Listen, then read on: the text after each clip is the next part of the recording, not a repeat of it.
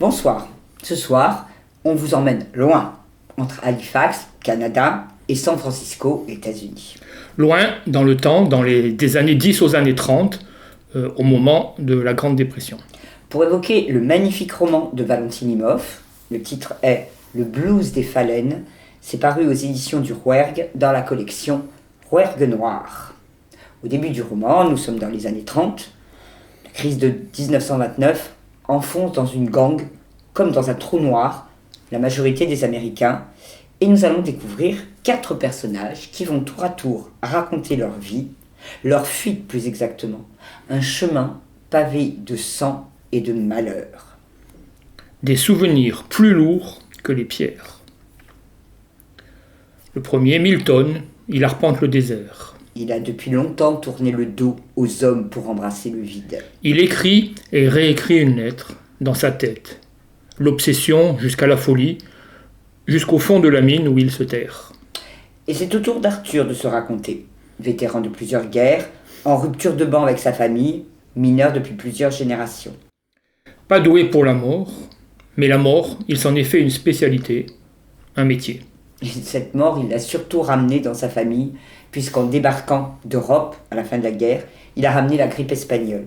Et ses 2 neveux, 2 enfants, en sont morts.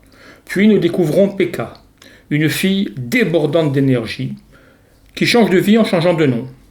Plusieurs vies, en boucle, inlassablement en quête de liberté, inlassablement rattrapée par les chaînes de sa condition. Née le jour où sa mère débarque dans cet Eldorado que représente l'Amérique pour les migrants, elle n'arrête pas de renaître. Elle n'est rien. Une tasse ébréchée, une horloge arrêtée, un vêtement devenu trop petit, inutile. Enfin, Nathan, un jeune adolescent qui récupère le tabac dans les mégots pour les échanger contre un bol de soupe. Lui aussi, il fuit de sales cauchemars, une sale histoire. Il lui arrive d'éprouver une grande fatigue, plutôt un épuisement, comme si dégringolait sur lui le poids des mois écoulés. Pour un moment, il va trouver, comme une famille, une confrérie. Milieu du roman. Un moment crucial. 6 décembre 1917, l'explosion d'Halifax. Où ces 4 personnages vont sceller leur destin. Nathan, un bébé miraculé du désastre. Arthur et Milton, soldats en perte de repère. Pekka, une jeune pute qui va perdre un temps la mémoire. Une déflagration dans leur vie, comme dans celle de milliers d'êtres humains à cette époque.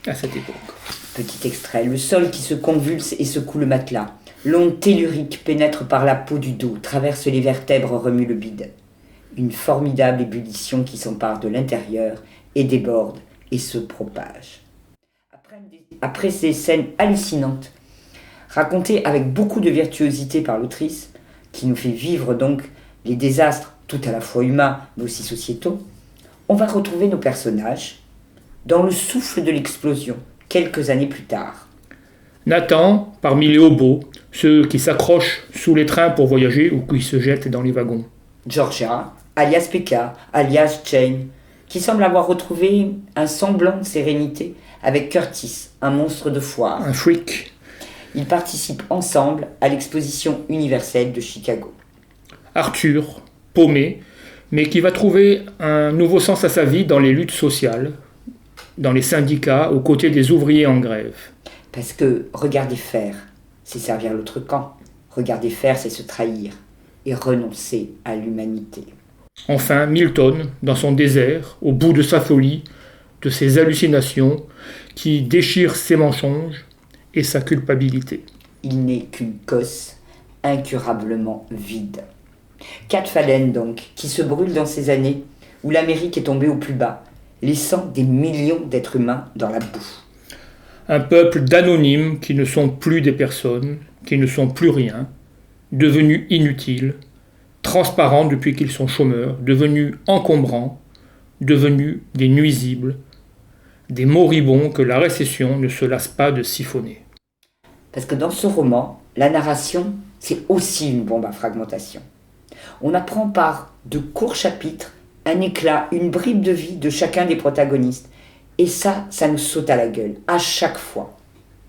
par la violence que subit chacun d'entre eux, mais aussi l'ensemble de la société à l'époque, par l'humanité que met Valentinimov dans chacune de ses phrases, enfin par l'empathie que l'on ressent pour ces 4 personnages, mais aussi pour tous ceux qui vont croiser leur chemin à ce moment-là.